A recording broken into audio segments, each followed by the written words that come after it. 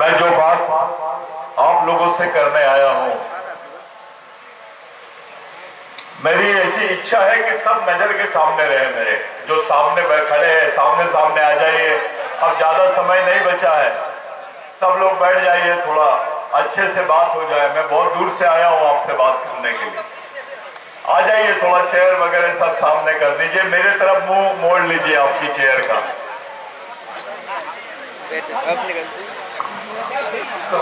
Hello, सभी से मैं निवेदन करूंगा, एक बार सुनता लीजिए, कभी सुना नहीं होगा। लाख रुपये लगाओगे तब भी ऐसा डोज नहीं मिलेगा, मैं ये बताऊं। इसलिए ये डोज लेने की जरूरत है और इसीलिए हम महाराष्ट्र से दादा, अब क्या बताएं आपको, बहुत बड़ी चीज है हमारे लिए। सेकेंड बिरसा कहलाते हैं देश के अंदर, ठीक है ना। इसलिए शांति सुन लीजिए एक बार। बड़ा अलग प्रोग्राम है ये। प्रोग्राम इसलिए अलग है कि इस प्रोग्राम में ओबीसी भाई, आदिवासी भाई, दलित भाई सभी लोग मौजूद हैं। और एक ऐसा आप लोगों के लिए विषय है आज का, शंकर शाह रघुनाथ शाह, इनकी बलिदान दिवस के उपलक्ष्य में आप लोगों ने रखा है।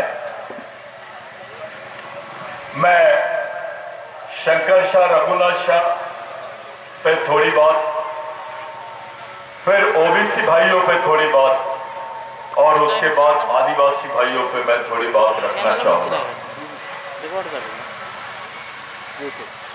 शंकर शाह रघुनाथ शाह को जो आप लोग देख रहे हैं, मध्य प्रदेश गवर्नमेंट का जो गैजेट है, शंकर शाह रघुनाथ शाह का जो इतिहास है वो गलत इतिहास लिखा गया है। शंकर शाह रघुनाथ शाह का जो इतिहास है वो 50 साल का, जो 40 साल उन्होंने जो राज किया है, उस इतिहास का कहीं पर भी जिक्र नहीं है। शंकर शाह रघुनाथ शाह के 40 साल के राज्य का इसलिए जिक्र नहीं है क्योंकि ये लोग नहीं चाहते हैं कि उस 40 साल के राज्य का जिक्र करें जिसमें रानी अवंतीबाई लोधी का जिक्र आता है। तालियां मत बजाओ, कोई भाषणबाजी नहीं। शंकर शाह रघुनाथ शाह का आंदोलन क्या था?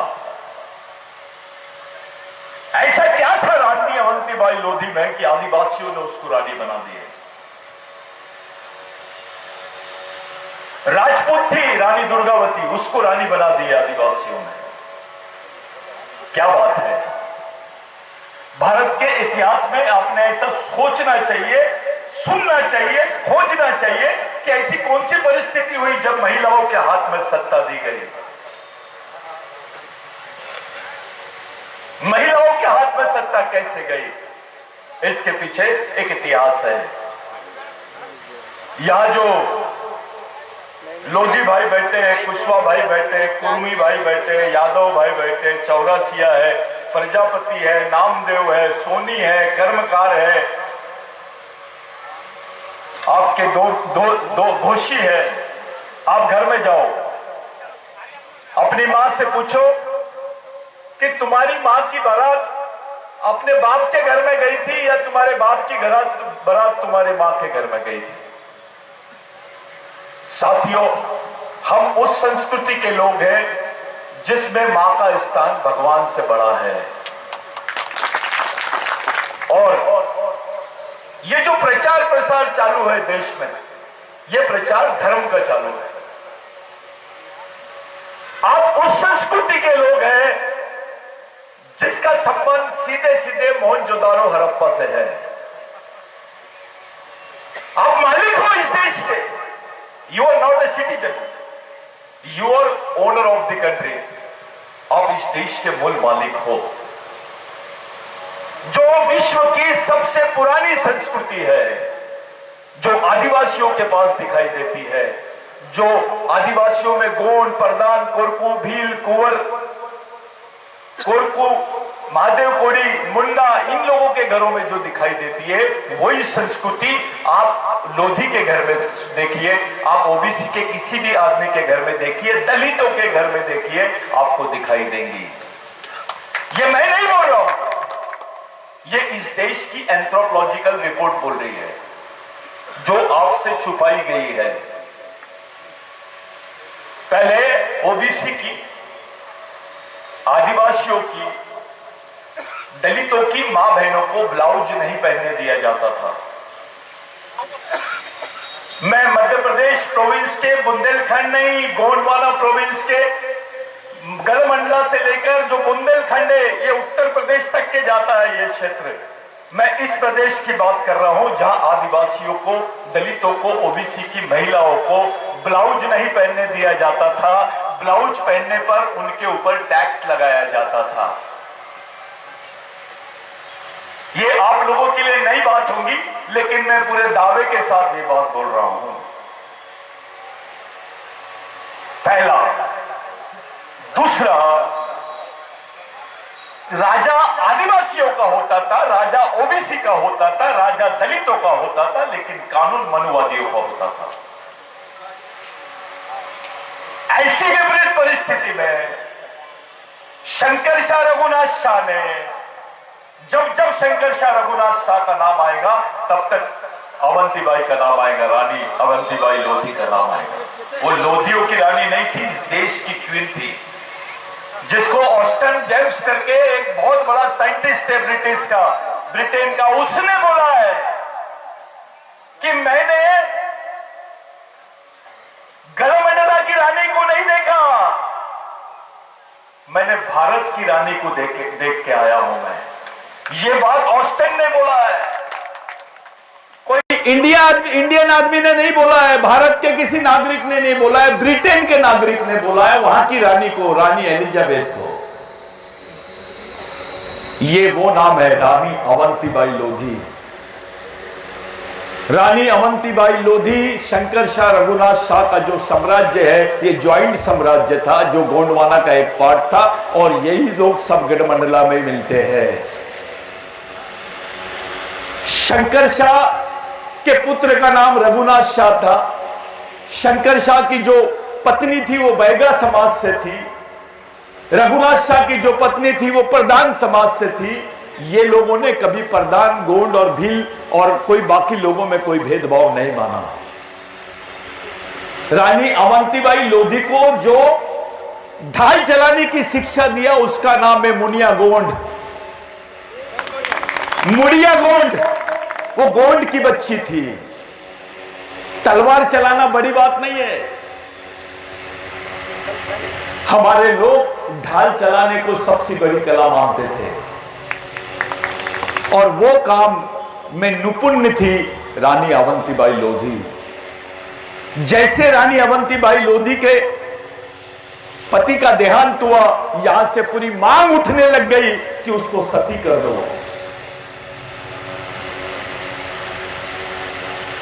करुणा प्रसाद पांडे नाम के एक धर्म पंडित ने बोला कि भाई इसको सती कर दिया जाए। पूरे आदिवासी एक जगह हो गए। लोधी में आधे आदिवासी लोधियों के साथ, आदिवासियों के साथ हो गए, और बाकी उच्च वर्णीयों के साथ चले गए। लेकिन मजबूती से आदिवासी उसके पीछे खड़े रहे, उसको सती नहीं होने दिया, और गढ़मंडला की रानी बना दी। ये शंकर शाह रघुनाथ शाह का जजमेंट था। इसको सोशल जजमेंट बोलते हैं। आप सीपीएन बरार एक्ट पढ़ो, आपको समझ में आ जाएगा कि ये लोग कौन है। शंकर शाह रघुनाथ शाह ने आदेश दिया कि वहां पर रानी अवंतीबाई लोधी के हाथ में कारोबार दिया जाए, और पूरे भारत देश में इतना क्रांतिकारी काम किसी ने नहीं किया जो अवंतीबाई ने करी। पहला, जो राजभाषा के रूप में संस्कृत भाषा को रखा गया था, उसको हटाकर प्राकृत भाषा को राजभाषा का दर्जा दिलाई अवंतीबाई लोधी ने। यह काम देश में किसी ने नहीं किया जो काम अवंतीबाई ने करी। आदिवासी महिला, ओबीसी महिला, दलित महिला, आप अपने आप को बहुत बड़ा जमींदार मत समझो, आप अपने आप को बहुत बड़ा तोप मत समझो। मैं रियल बात बताने जा रहा हूं आज। मेरे को लगा कि सब लोग क्या बोलते हैं, मैंने बोला अपन भी अपनी रानी की कहानी सुना देते हैं। हम लोग रानी अवंतीबाई लोधी को ओबीसी का या लोधी समाज की रानी नहीं मानते, हम उसको आदिवासी नेता मानते हैं, आदिवासियों की सरदार मानते हैं। यह बात थोड़ी ध्यान देने लायक है। वो पहली रानी है जिसने महिलाओं को ब्लाउज पहनने पर टैक्स देने की जो इन्होंने मनुवादी प्रवृत्ति लगाई थी, ऐसे टैक्स लेने वाले लोगों को खड़े से 17 लोगों के हाथ काट दिए थे। और इस कानून को निरस्त किया, तुम्हारी मां बहनों के बदन पे कपड़े आए। नहीं तो हमारे लोगों को कपड़े पहनने के एवज में भी टैक्स देना पड़ता था। 11,16,000 हेक्टेयर जमीन, जो मैं बोल रहा हूं बड़े प्रूफ के साथ बोल रहा हूं, 11,16,000 जमीन छत्तीसगढ़ से लेकर तो झारखंड के उड़ीसा तक, जिसमें मध्य प्रांत के लोग, आप लोग शामिल है, बुंदेलखंड भी शामिल है। इन लोगों को सीपीएन बरार एक्ट के तहत विदाउट एग्रीमेंट के शंकर शाह रघुनाथ शाह के मौत के बाद एक कानून बना जिसके तहत यहां के लोगों को जमीन का अधिकार मिला। पहले आपके 7/12 पे लिखते थे भूधारक, इसके बाद में आपके 7/12 पे भूमालक लिखना शुरू कर दिए। यानी जो जमीन आपके पास में है वो रानी अवंतीबाई लोधी और शंकर शाह रघुनाथ शाह की देन है। मैं आपसे पूछता हूं, कौन से भगवान ने जमीन दिया? थोड़ा हाथ उठाओ और बताओ मेरे को, कौन से भगवान ने तुमको पहचान दिया? थोड़ा बताइए।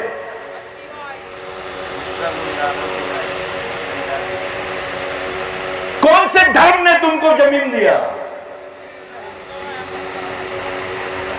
आपको क्या दिया ये तो बताइए मेरे को पहले। जिन्होंने जो कुछ दिया है वो तो तुम्हारे ओरिजिनल वास्तविक भगवान है, उनको नहीं मानते आप तो शिकार हो गए। आपने अपने ही खून के साथ में गद्दारी कर दी है आप लोग, इसलिए हमारी यह अवस्था है। हमारे गोंडवाना के लोगों ने शंकर शाह रघुनाथ शाह को गोंड बोल दिया, बढ़ गए, ये गोंड है, ये परदान है, ये कोरकू है, ये भील है। भगवान बाबूराव शर्मा के ने बोला था, जो अपने भाई को नहीं पहचानता वो दुश्मन को क्या पहचानेगा, और जो दुश्मन को नहीं पहचानता वो लड़ कैसे सकेगा। ऐसे आदमी को गांडू बोलते हैं। अरे जो भाई को नहीं पहचान सकता है, अपने खून को नहीं पहचान सकता है, उससे क्या बात करना है? वो दुश्मन को कैसे पहचानेगा? दूसरी महत्वपूर्ण बात, मैं अवंतीबाई लोधी और शंकर शाह रघुनाथ शाह की तरफ जाने के पहले 2 मिनट पीछे लेता हूं। माइकल बामशाफ ने एक रिपोर्ट निकाला, डीएनए रिपोर्ट। आपके डीएनए से पता चल जाता है कि आप कौन से वंश के हो। इस देश में जब डीएनए रिपोर्ट किया गया तो इस देश का ओबीसी, इस देश का माइनॉरिटी, इस देश का एससी, इस देश का एसटी, इनका डीएनए एक जैसा निकला है। अब ताली बजाने वाली बात नहीं है। माइकल बामशाफ ने तो अभी बताया, महात्मा फुले ने तो उसको 100 साल पहले बताया। माइकल बामशाफ तो अमेरिका का आदमी है, जो आंध्र प्रदेश की यूनिवर्सिटी में रिसर्च करने आया था। लेकिन महात्मा फुले तो तुम्हारे बीच का, तुम्हारे ही खून का आदमी है, उसकी बात को भी नहीं माने। संभाजी महाराज ने भी बोला था, शिवाजी महाराज का जो लड़के हैं संभाजी महाराज, उन्होंने भी बोला था बाबा साहब ने भी बोला था, टंट्या भील ने भी बोला था, बिरसा मुंडा ने भी बोला था, तो भी नहीं माने हमने। अब हम जब डीएनए की रिपोर्ट आई तो पूरे देश में कुछ लोगों ने इस पर चर्चा की है, लेकिन भारत के किसी न्यूज़पेपर में ये बातें नहीं छपी कि तुम्हारा डीएनए एक है। मैं तुमसे दूसरी बात करता हूं, अरे डीएनए को छोड़ो, जिसको आप दूल्हा देव बोलते हो, कौन सा बाबा बोलते हैं आप? दूल्हा देव। और कौन सा बाबा बोलते भैया? मेहर बाबा। यह है कौन? थोड़ा इसका एड्रेस सब पता लगाना पड़ा। ये लोग कौन है? ये कहां से आई है संस्कृति? इसका तुमसे क्या रिश्ता है? कोई भी ओबीसी ले लो, कोई भी दलित ले लो, जो बौद्ध बने वो भी दलित ले लो, और कोई भी आदिवासी ले लो, जो कन्वर्टेड मुसलमान बने हैं, क्रिश्चियन बने हैं, उनके भी घरों में अगर संस्कृति को मानते होंगे तो ये अवशेष दिखाई देंगे जो मोहनजोदारो हड़प्पा में दिखाई देते हैं। देश बदल रहा है। इस देश में एक नया एक्सपेरिमेंट कर रहे हैं। यहां महादेव के रहते हुए भगवान राम को बड़ा बनाने की कोशिश की जा रही है। एक नई दुकान तैयार कर दी जा रही है, क्योंकि उनको पता चल गया कि ये जो दुकान का सरदार है ये तो साला आदिवासी जैसे देखता है, इसकी तो पूजा भी बड़ी अलग है, इसके तो सर पे पानी है, हाथ में त्रिशूल है, सामने बैल है, गाय नहीं है, डमरू है और गले में नाग है। ये तो पूरा खेती वाला आदमी लगता है। ये तो कृषि संस्कृति का प्रतीक है। ये आर्यन संस्कृति का महापुरुष नहीं हो सकता करके नया भगवान क्रिएट किए, भगवान राम को लाए। इस देश की विडंबना देखो। 2011 में सुप्रीम कोर्ट का एक जजमेंट आया कि आदिवासी इस देश के मूल मालिक है। अभी तक के गवर्नमेंट ने नहीं मानी, लेकिन उसी सुप्रीम कोर्ट ने एक निर्णय दिया कि भगवान राम यहां पैदा हुए थे, सब मान लिए, सब मान लिए। जेनेटिक रिपोर्ट बोलती है कि आदिवासी देश के मूल मालिक है और यहां के एससी, ओबीसी और माइनॉरिटी के लोग उनके वंशज है।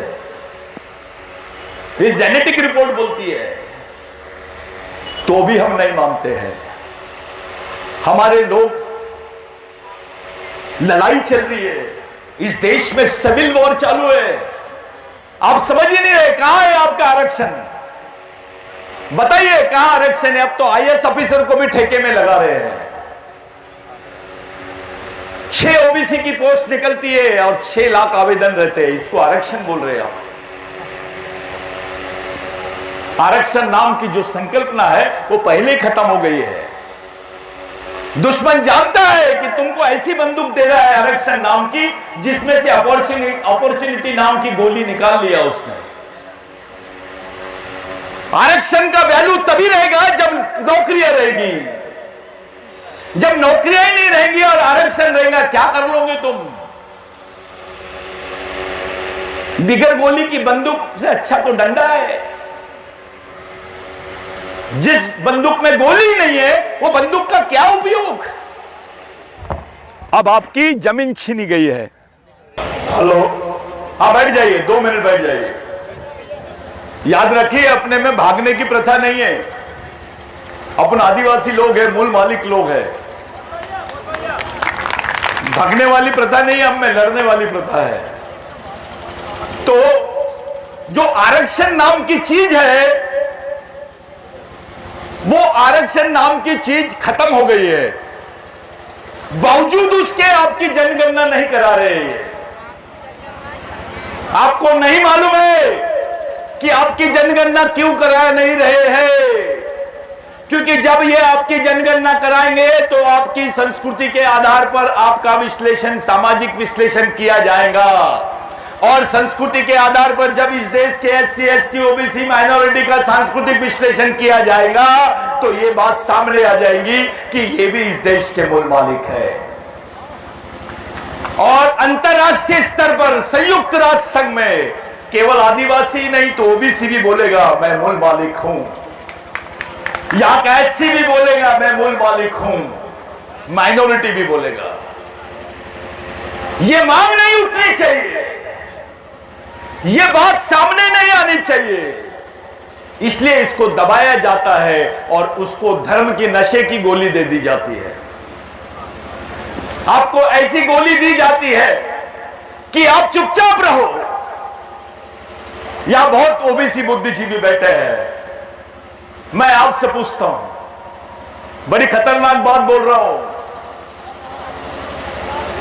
थोड़ा गौर से सुनना। भारत में आदिवासी मिलता है, पाकिस्तान में आदिवासी मिलता है, ऑस्ट्रेलिया में आदिवासी मिलता है, अमेरिका में आदिवासी मिलता है, अफ्रीका में आदिवासी मिलता है, नेपाल में आदिवासी मिलता है। यानी आदिवासियों का अंतरराष्ट्रीयकरण संभव है। अब मैं आपसे पूछता हूं, क्या अमेरिका में OBC है? पाकिस्तान में OBC है? ऑस्ट्रेलिया में OBC है? आपको अंतरराष्ट्रीय साउंड कैसे मिलेगा? आपकी बात UN में कैसे जाएगी? एक देश, विश्व का पहला देश है भारत। बात करूं कि नहीं? खुल के बात होना चाहिए क्या? हाँ, विश्व का पहला देश है भारत, जहां 2 लाख से ज्यादा किसान आत्महत्या से मर गए। यस, बहुत सीरियस बात बोल रहा हूं मैं। 2 लाख से ज्यादा किसान आत्महत्या से मर गए, 2 लाख से ज्यादा आदिवासी बच्चे भूख से मर गए। ना आदिवासियों की बात संयुक्त राष्ट्र संघ में किसी ने उठाया, ना ही OBC की बात। OBC यानी किसान, किसान यानी OBC। सरकार ने क्या करी? फांसी बहुत लगा रहे हैं, 4 लाख की घोषणा कर दो, उसको 4 लाख मिलेंगे, लेकिन मरने के बाद। जीते जी 4 लाख नहीं मिलेंगे, मरेगा उसके बाद 4 लाख मिलेंगे। वारे योजना, मरने के बाद ही उसको 4 मिलेंगे। 4 लाख उसके नाम से रहेंगे, लेकिन वो उसको उपयोग नहीं कर पाएगा। यानी देश में आपको मरने के पैसे दिए जा रहे हैं, जीने के नहीं। यह मरने की योजना है, जीने की योजना नहीं है।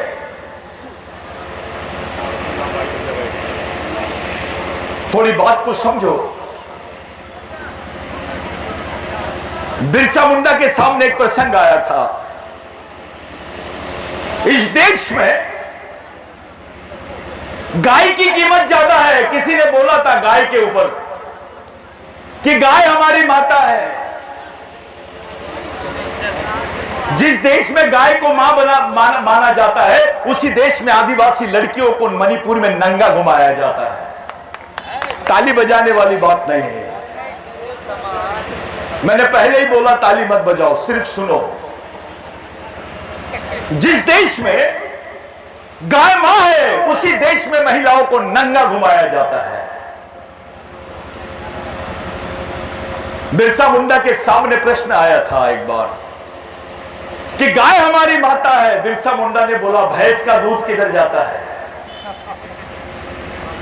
अबे गाय मां है तो भैंस बड़ी मां है, क्योंकि ज्यादा दूध देती है। मां तो मां है, फिर काली रहे या गोरी रहे। अगर भैंस गाय मां है तो भैंस भी तो मां होनी चाहिए ना। फिर बिरसा मुंडा ने पूछा, कोई अपनी मां के दूध का सौदा करता है क्या? बिजनेस करता है? ये बिरसा मुंडा के उस समय के सवाल है। बिरसा मुंडा ने बोला था, मैं ऐसे भगवान को नहीं मानता हूं जो ब्राह्मणों की मानता है, मैं ऐसे भगवान को ब्राह्मणों के घर का कुत्ता समझता हूं। यह बात बिरसा मुंडा ने बोला है। बिरसा मुंडा ने बोला समाज आर्थिक रूप से गरीब रहेगा चलेगा, विचारों से गरीब नहीं रहना चाहिए। जो समाज विचारों से गरीब रहता है वो गुलाम पैदा होता है, गुलाम मर जाता है। इसी सब्जेक्ट पे हम लोग अवंतीबाई और शंकर शाह रघुनाथ शाह की तरफ जा रहे थे। मैंने आपको इसलिए पूछा कि कभी आपने इनकी लड़ाई को सीरियसली लिया क्या? जो गोंडवाना के लोग बोलते हैं शंकर शाह रघुनाथ शाह हमारा गोंड राजा था, मैं उनसे पूछता हूं, उनको तो फांसी हो गई, उनकी मां, उसकी मां रघुनाथ शाह की मां और उसकी जो पत्नी थी उनका क्या हुआ? उसके वंश के लोग कहां पर हैं? थोड़ा बताओ, उनके साथ क्या हुआ? लड़ाई मुगलों की, अंग्रेजों की और आदिवासी लोधी यानी पूरा मूल निवासी समाज की हुई थी। यह लड़ाई जीतने के बाद, अंग्रेज जीतने के बाद यहां की मालकियत ब्राह्मणों के हाथ में कैसे आई? थोड़ा बताओ, कौन बताएगा इतिहास ये वाला? अबे लड़ाई तो अंग्रेजों की थी, जमीन में हिस्सेदारी ब्राह्मण भाइयों की कैसे आई? शंकर शाह रघुनाथ शाह को फांसी की सजा हुई थी। साथियों, यह देखने में आया कि जो उच्च वर्णीय लोग हैं उनको फांसी की सजा हुई, माफ भी हो गई, उन्होंने माफीनामे लिख के दे दिए। लेकिन इनको सजा होने के बाद इनको फांसी नहीं देते और तोप में बांध के उड़ा देते हैं। उसके बदन के छिछड़े छिछड़े हो गए ताकि उसकी कब्र ना बने। उसके बदन के जो टुकड़े थे ना, उनको चूने की भट्टी में डाल दिया गया था। आगे सुनो, अभी जब शंकर शाह रघुनाथ शाह को पकड़ने वालों में आदिवासी लोग भी शामिल थे, गोंड राजा लोग भी शामिल थे। इन्होंने गद्दारी किया। रानी अवंतीबाई को पकड़ाने में लोधियों का भी हाथ है। हमारे लोगों ने गद्दारी की है। रानी अवंतीबाई को रानी बोल दिए यानी हो गया। वो तलवार पकड़ती थी, ढाल पकड़ती थी, घोड़े में बैठती थी। वे ऐसा कुछ नहीं है। पूरे एशिया में ऐसी कोई लेडी नहीं हुई जो डिसीजन रानी अवंतीबाई लोधी ने ली। वर्ल्ड के सिनेरियो में नाम आएगा भी बहुत जल्दी। मैं रानी अवंतीबाई लोधी की जो किताब है उसको ऑक्सफोर्ड यूनिवर्सिटी से हम लोग बिरसा ब्रिगेड के मार्फत पब्लिश कर रहे हैं। यहां कोई ओबीसी पर डिपेंड नहीं है आदिवासी, क्योंकि हम जानते हैं आप हमारे वंशज है। आप तो हमारे दुश्मन की सेना के सेनापति बन के हमारे इस सामने खड़े हो। तुमको यह भी नहीं मालूम कि आप मेरे भाई हो, मेरे खून के लोग हो। ओबीसी को ऐसा लगता है कि अभी आदिवासी लड़कियों के 13-13 साल की आदिवासी लड़कियों के हाथ में बंदूक है। इस देश में कौन से समाज की लड़कियों के हाथ में बंदूक है? 13 साल की लड़की जिसको पीरियड नहीं आते, जिसकी पढ़ने की उम्र है, उसके हाथ में बंदूक है। हमारे कोई गांडू नेता नहीं जाते, उनसे पूछते बेटा तू पढ़ाई करना है, बंदूक क्यों पकड़ी है? थोड़ा बात भी करने की हिम्मत हमारे नेता नहीं करते। मैं ऐसे हिजड़ों को नेता नहीं मानता। मैं छोटे मोटे पार्टी का जो तुम्हारा इलेक्शन है, ये चीजों से कुछ परिवर्तन आने वाला नहीं है। मणिपुर में क्या हुआ? वहां की राज्यपाल यही मध्य प्रदेश की आदिवासी महिला थी, है, और राष्ट्रपति भी आदिवासी महिला है। राज्यपाल भी आदिवासी महिला, राष्ट्रपति भी आदिवासी महिला। 6वीं अनुसूची का क्षेत्र जहां राज्यपाल और राष्ट्रपति का सबसे ज्यादा हस्तक्षेप होता है, वही आदिवासी महिलाओं को नंगा घुमाया जाता है। 400 आदिवासियों को मारे। कम से कम 200-300 बच्चे जो है जिनके घरों में आग लगा है, भागे नहीं होंगे, मर गए। 3 महीने के बाद गवर्नमेंट बोलती है हमको 3 महीने बाद पता चला। अभी तक के प्रधानमंत्री ने लोकसभा में इसका बयान नहीं दिया। किसी ने कुछ नहीं किया क्योंकि मामला आदिवासी का है। ओबीसी को ऐसा लगता है कि आदिवासी मर रहा है ना, मैं चुपचाप रहूं। दलित को लगता है भी अभी उसका नंबर है, अपने पास थोड़ा अंबेडकर बाकी है, लेकिन वो समझना नहीं है कि वो वेटिंग लिस्ट में है, वो प्रतीक्षा सूची में है। एफिडेविट दी गवर्नमेंट ने कि 400 मशीन गन लूटी गई, 6 लाख गोलियां लूटी गई, सेना से लूटी गई। कोई आदमी सेना से लूटता है क्या?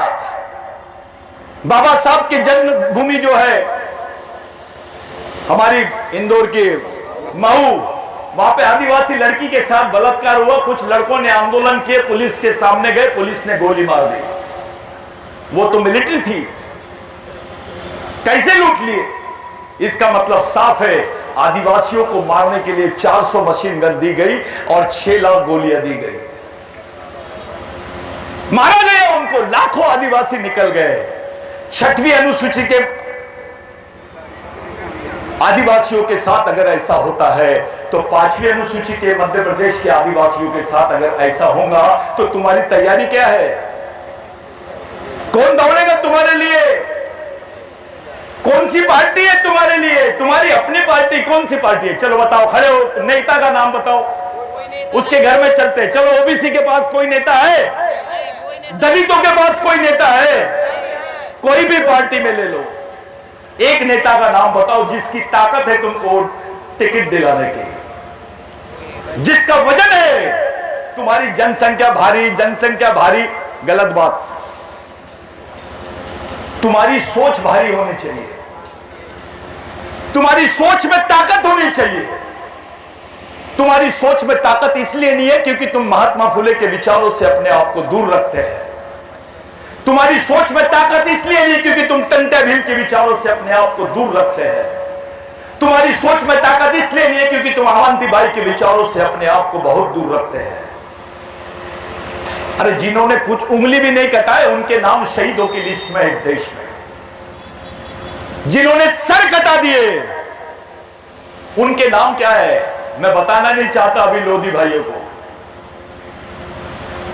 लोधी भाई कैसे भागे, ओबीसी के भाई कैसे भागे, उनको कैसा किया गया, वो शूद्र कैसे कहलाए गए, अगर ये सुनेंगे आप तो घर जाके सोएंगे नहीं।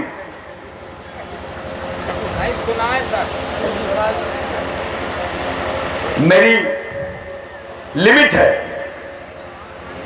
ये जो दिन है आज का आप लोगों ने मेरे को बुलाया, मैं आपसे पूछता हूं, फांसी की सजा थी उसको तोप पे बांध पे क्यों लटकाया गया? इसलिए लटकाया गया क्योंकि उसको मनुवादी व्यवस्था के हिसाब से सजा देने की बात हुई थी। अंग्रेजों के साथ में इन लोगों ने मदद की, अंग्रेजों की।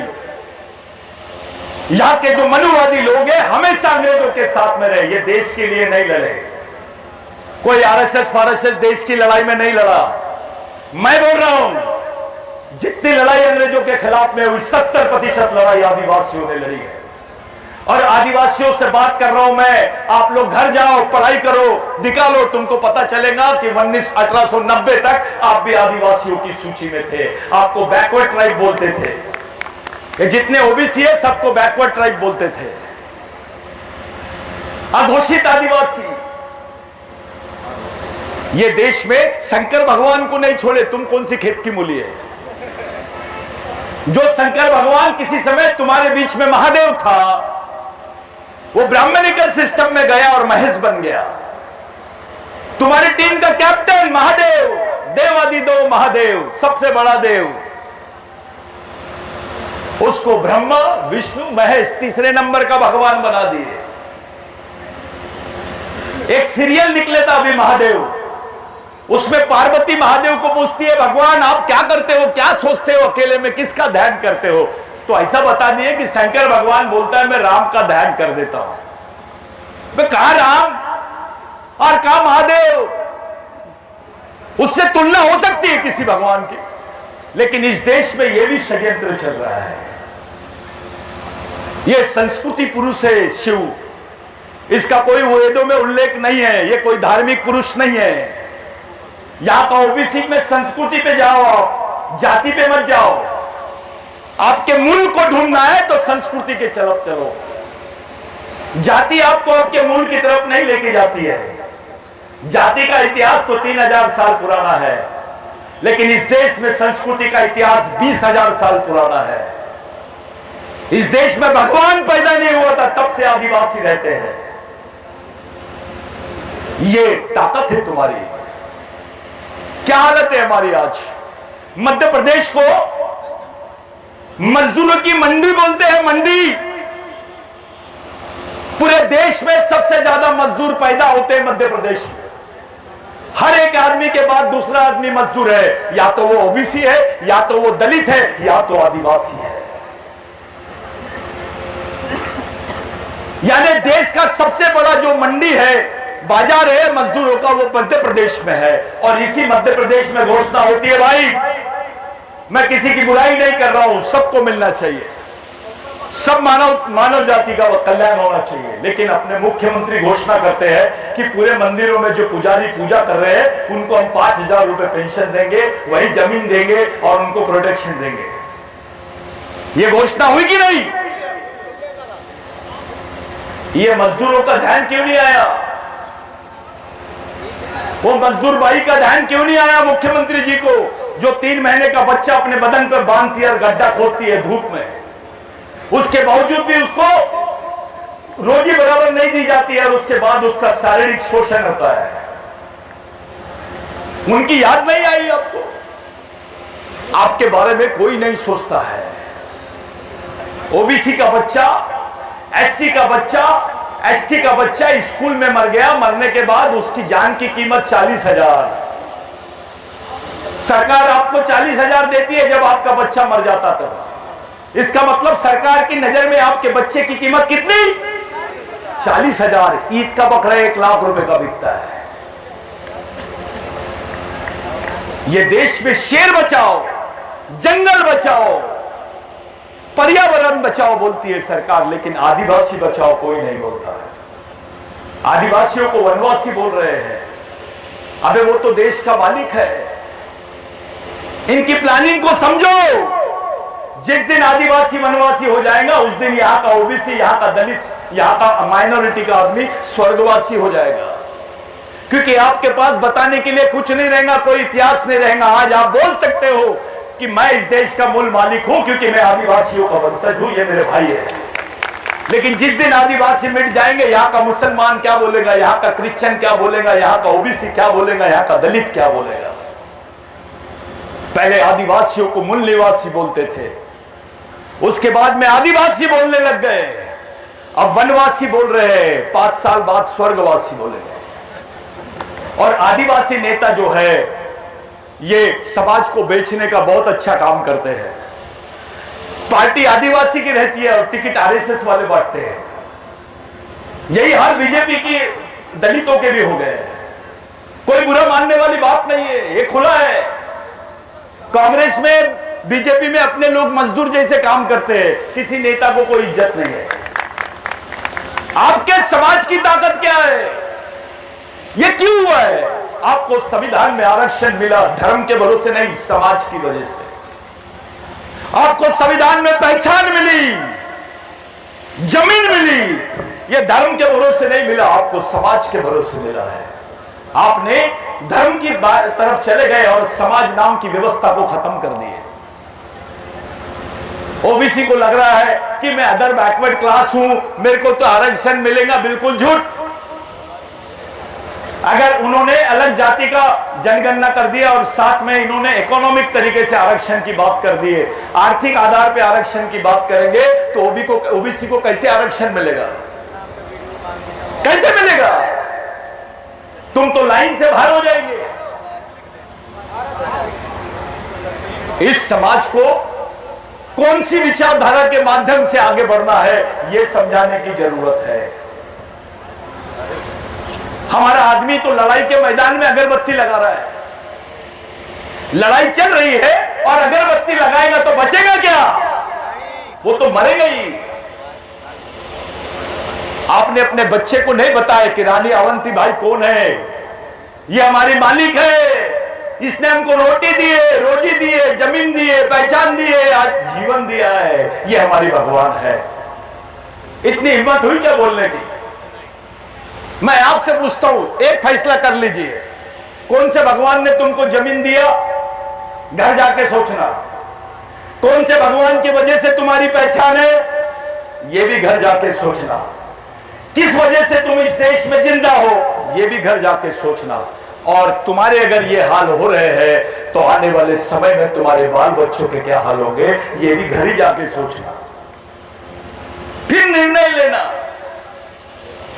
कोई नेता, कोई पार्टी ने तुमको जमीन नहीं दिया। डॉक्टर बाबा साहब आंबेडकर पे बोलना चाहता हूं 2 मिनट। डॉक्टर बाबा साहब आंबेडकर को तो यही दलित, ओबीसी और आदिवासियों ने भंडारा से इलेक्शन हरवा दिया था। महाराष्ट्र के भंडारा से डॉक्टर बाबा साहब आंबेडकर इलेक्शन हार गए थे। मेरे भाई वहां पे बैठे हैं, बड़ा अच्छा गाना गाए, मैं बहुत खुश हुआ। वही डॉक्टर बाबा साहब आंबेडकर पहली बार पश्चिम बंगाल से जीत के आते हैं। जिन्होंने उनको जिताया वो आदिवासी थे, जिन्होंने जिताया वो बिरसा मुंडा को मानने वाले थे, और जिस आदमी ने आखिरी वोट बाबा साहब को दिया उसका नाम भी बिरसा था। अगर बिरसा मुंडा का आंदोलन नहीं होता तो बाबा साहब को चुन के नहीं आते, और बाबा साहब चुन के नहीं आते तो संविधान सभा के अध्यक्ष नहीं बनते, संविधान सभा के अध्यक्ष नहीं बनते तो बाबा साहब को संविधान बनाने का मौका नहीं मिलता, और संविधान नहीं बनता तो आपके हिस्से में आरक्षण नहीं आता। ये हमारे बुजुर्गों का आंदोलन है।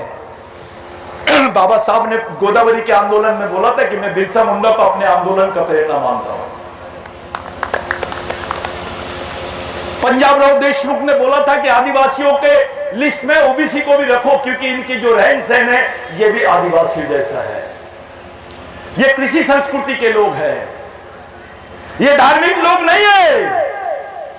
आपको धर्म का नशा लगा दिए, एक ही इंजेक्शन दिए, तुम्हारे पूरे 70 साल तक के नशे ही उतरा नहीं अपना। एक इंजेक्शन 70 साल काम कर रहा है, अभी दूसरा लगेगा 140 साल काम करेगा। आप लोग कौन सी दुनिया में जा रहे हैं? हम किस तरफ जा रहे हैं? 2 रुपए किलो टमाटर था। आप लोग बुद्धिजीवी है सब लोग, मैं जो मजदूर है, किसान है, मैं उनसे ज्यादा सवाल नहीं करना चाहता, लेकिन आपसे पूछ रहा हूं, कभी देखे क्या 2 रुपए किलो टमाटर देश में 200 रुपए किलो कैसे हो गया? कैसे हो गया? क्यों हुआ? 2 रुपए किलो टमाटर 200 रुपए किलो कैसा हुआ? ये घर जाके सोचना। इसके पीछे बदमाशी किनकी थी ये भी सोचना। आप लोग आरएसएस को गाली देते हैं, आरएसएस के लोगों ने ऐसा किया, आरएसएस वो तो अपने काम में लगे हुए हैं। आपने क्या उखाड़ लिया ये बताओ? आपने कौन से झंडे गाड़ लिए ये बताओ? कितने ओबीसीओं ने बैठे और कॉन्स्टिट्यूशन का रिफॉर्म होना चाहिए, भाई कॉन्स्टिट्यूशन को कोई हाथ नहीं लगना चाहिए। कॉन्स्टिट्यूशन को लेकर भारतीय संविधान में जो ये लोग बड़े बड़े अमेंडमेंट्स कर रहे हैं, इसके खिलाफ सुप्रीम कोर्ट में क्यों नहीं गए? एक भी पिटीशन नहीं है। सिटीजनशिप एक्ट बना, कोई पिटीशन नहीं। अभी एक्ट आया forest protection, forest conservation act 2023, इसमें आदिवासियों की जो जमीन थी, वन अधिकार की जमीन, उसको पूरा हमेशा के लिए गवर्नमेंट ने लीज पे दे दी।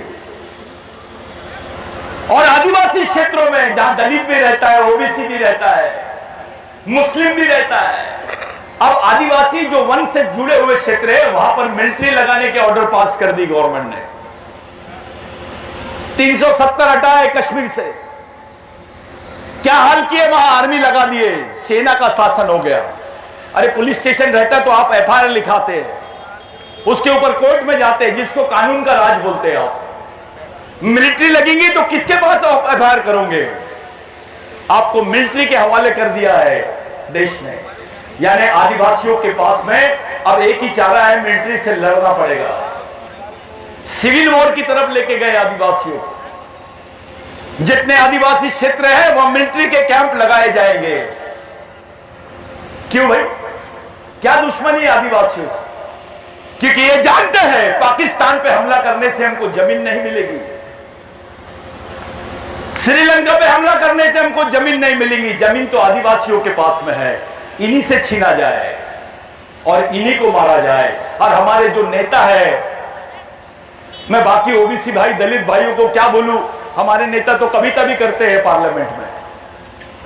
जिनको बाबा साहब ने आरक्षण देख के भेजा है वो कविता करते हैं पार्लियामेंट में, लोग जोकर समझ के तालियां बजाते हैं उसको। उनको नहीं दिखाई दे रहा है कि हमारे भाइयों के साथ क्या हो रहा है। किसी आदिवासी नेता ने इसका विरोध नहीं किया। पार्टी बड़ी की समाज, नेता बड़ा की समाज, लेकिन समाज को बचाने के लिए किसी नेता ने सामने नहीं आया।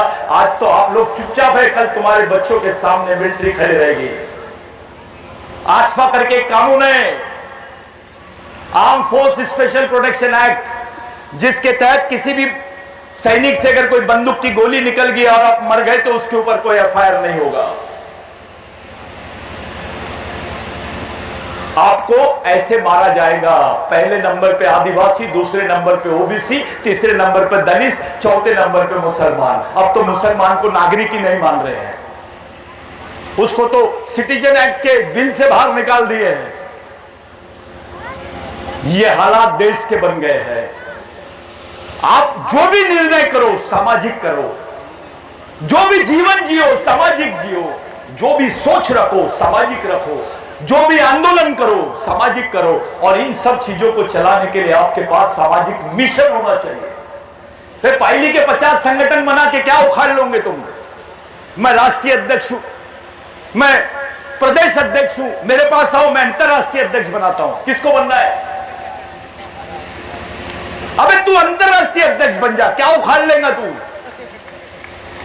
इस लड़ाई में ब्रेन का काम है, भीड़ का काम नहीं है भाई, ब्रेन का काम है।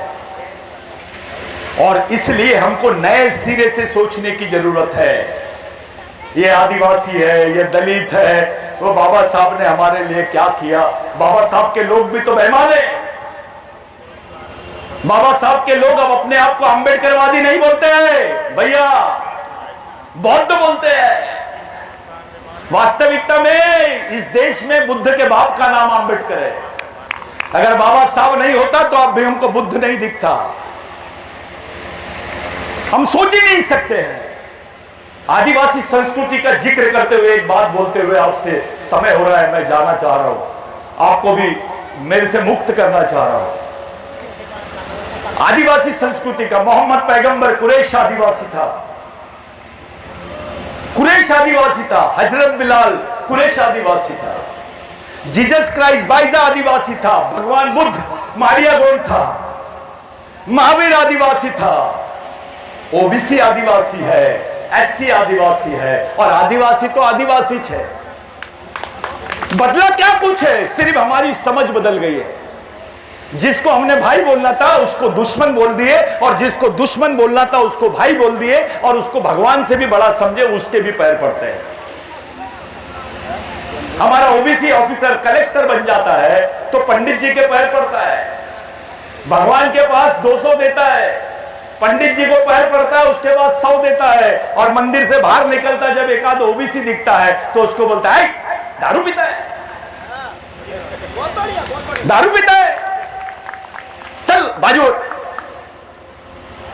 मैं पढ़ाई लिखाई जो किया तूने वो पैर पड़ने के लिए किया है। सबसे ज्यादा गड्ढे खोदने का काम हमारे लोग करते हैं।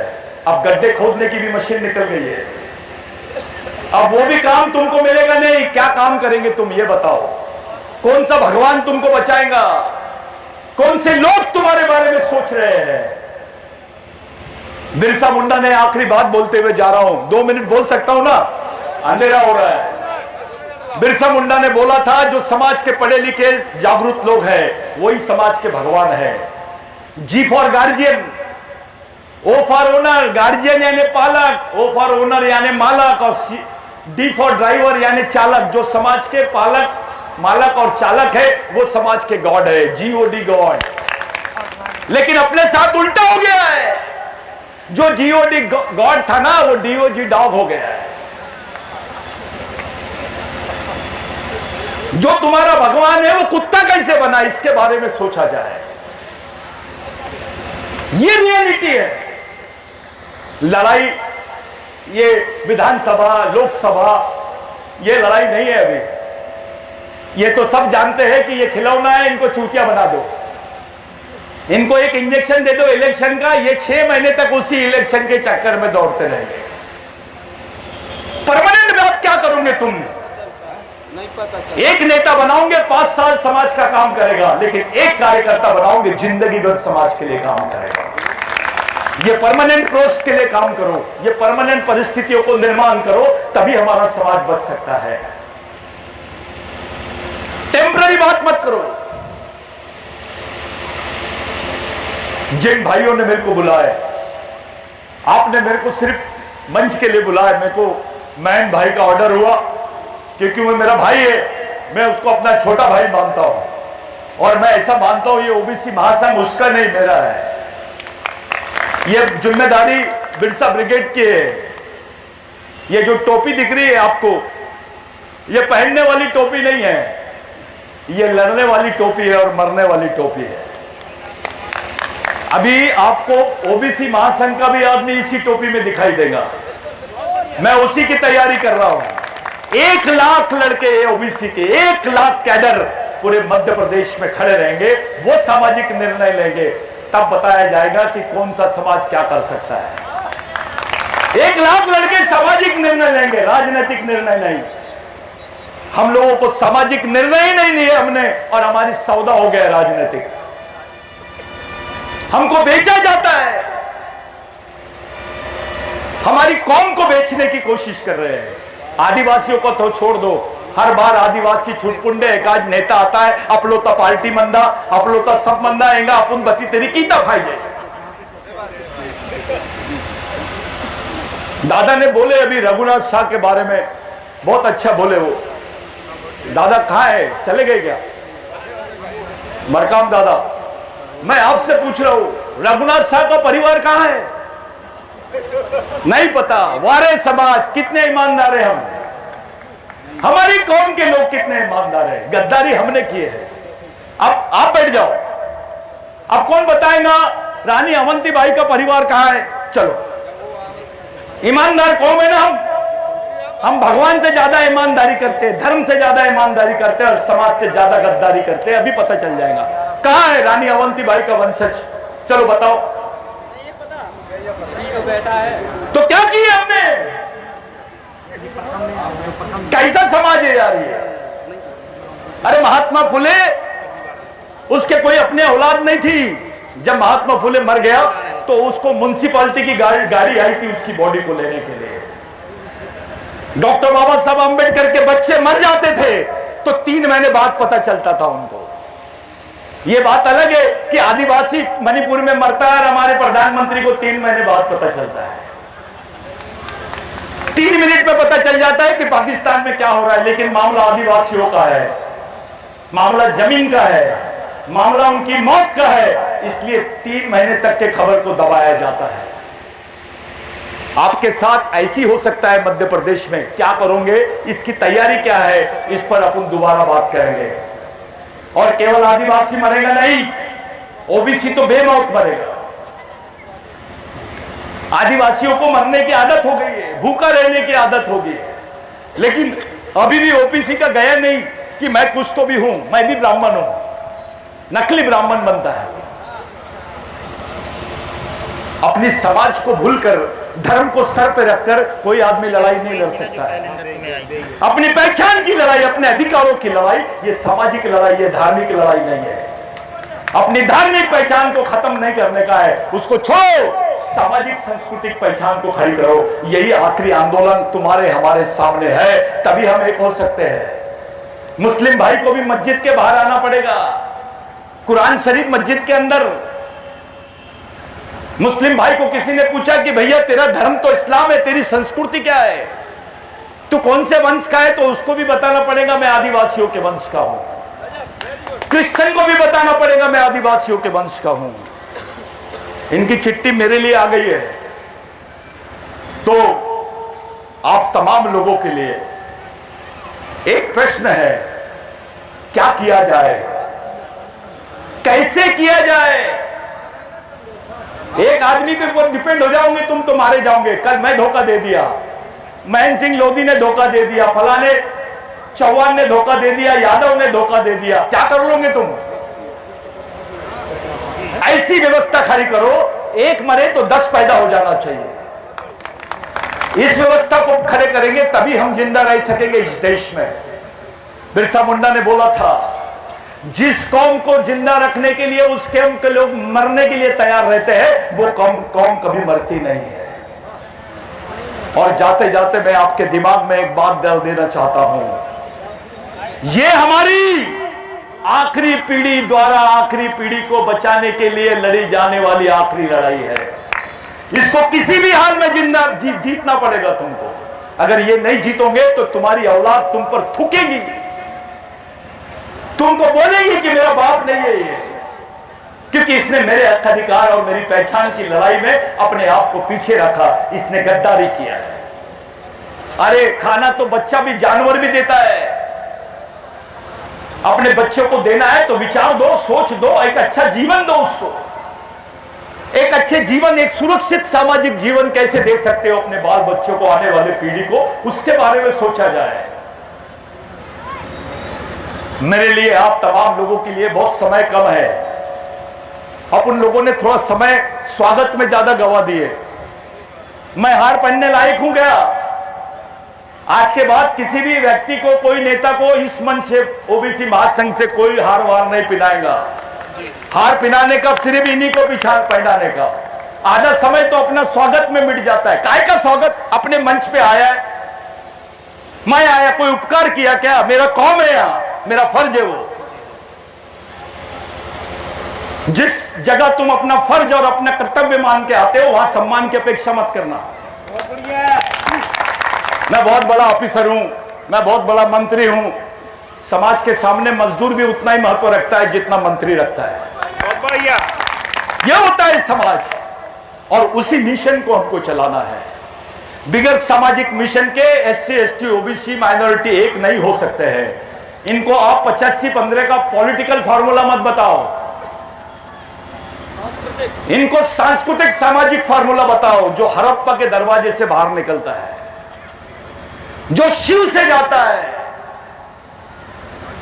जो बुद्ध से जाता है, जो महावीर से जाता है, जो अवंतीबाई से जाता है, जो बिरसा मुंडा से जाता है, टंटे बिल से जाता है, बाबूराव शर्मा के से जाता है, शंकर शाह रघुनाथ शाह के विचारों से जाता है। उस सोच को लेकर हमको चलना है।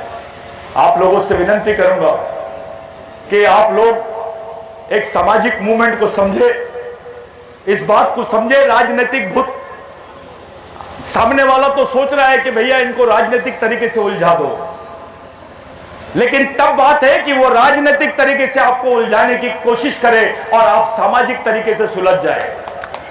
बात तो तब है, आपके पेट से, आपके बच्चों के पेट से रोटी छीनी जा रही है, आपको पता भी नहीं रहता आपके साथ क्या हो रहा है, कौन से बिल आ रहे हैं, कौन से कानून बन रहे हैं, क्या बन रहा है, देश में क्या माहौल बन रहा है। मैं आपके लिए, आपसे कुछ बात गलत कर दिया हो तो माफी, लेकिन अगले बार फिर हम लोग मिलेंगे। पन्ना में हीरा लगते हैं, दुनिया में पन्ना के लोगों का हीरा चल रहा है, लेकिन पन्ने के आदमी के, जो जिस आदमी की जमीन पे हीरा होता है, उसके घर में रोटी नहीं है। ये बहुत महत्वपूर्ण बात है। हम लोग किसी दिन और मिलेंगे। आपने जो प्यार, स्नेह दिया और इतना आप लोगों ने इतना समय बैठे, एक अच्छी मीटिंग आप लोगों ने की है, उसके लिए धन्यवाद। जय बिरसा, जय आदिवासी, जय मूल निवासी।